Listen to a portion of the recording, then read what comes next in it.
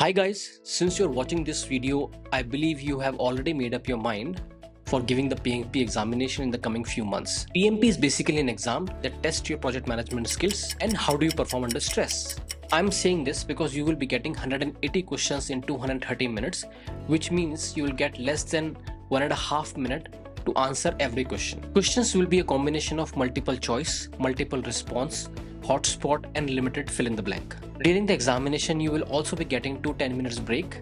I recommend taking these breaks wisely. Go for a quick washroom or a water break and come back to your desk. If possible, try to do a 1 or 2 minutes of meditation so that you can relax yourself before resuming your exam. The first thing before you even start studying for the PMP examination is understanding the PMP structure.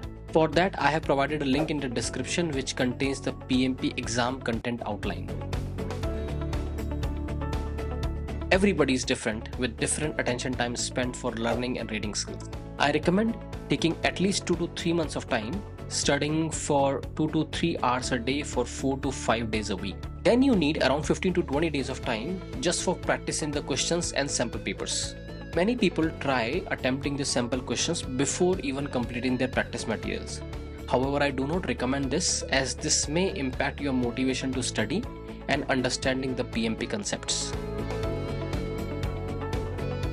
Now let's have a look at the books which you can refer to. PMBOK 7 plus Agile Practice Guide. If you have studied PMBOK 6, then you need to understand what is the difference between PMBOK 6 and PMBOK 7. I have given a link somewhere over here which you can refer to find the difference between PMBOK 7 and PMBOK 6. The next book to consider is Rita Mulcahy's 10th edition. The third book which you can refer to is Andy Crow's The PMP Exam and How to Pass the Exam on Your First Try. These books are helpful in simplifying the concepts presented in the project management body of knowledge. There are several other books available in the market as well. However, I will not recommend any of the other books to you because this is only going to confuse you and you only need to understand the concepts, understand the principles presented in the project management body of knowledge. When you appear for the practice questions or sample papers, you know what these questions refer to and what you need to do at that particular instance. If you need more suggestions, please drop a comment in the comment section below and I will try to get back to you with more resources.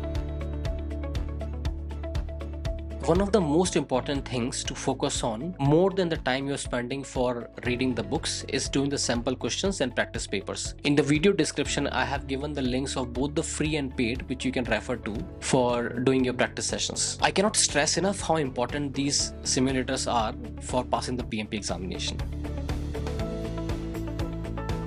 Only start studying for PMP examination once your application is submitted and approved. You will be getting 365 days for preparation after your application is approved. This is because as project managers, you do not want to get in a phase where you start preparing for the examination and then there is a hiccup or a roadblock when your application is selected for auditing. Note that PMP certification is not the test of PMBOK.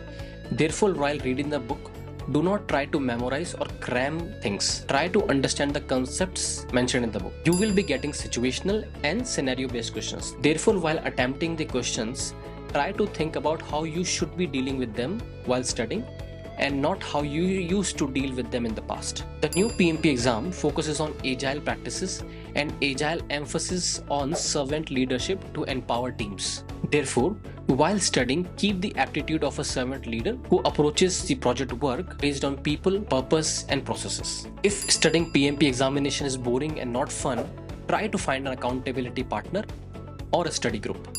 Never skip a day for studying. Try to study at least 15 to 20 minutes even on your busiest days. After giving any sample test or attempting any sample questions, try to reanalyze the answer and all the options. Research all the answers so that you can relearn. This is one of the most important and critical steps to build your understanding for PMP examination. Always opt for center-based test over home-based proctored test. During the examination, attempt all the questions. Even if you do not know the answer, select the best possible option, mark it for review before moving on to the next question. You can always come back later review your answers and select the option which you find the best. I hope after watching the video, you must have got some perspective on how to prepare for the PMP examination. If you have any suggestions or comments, please feel free to put down in the comment section below. Thank you for watching and see you in the next video. Bye bye.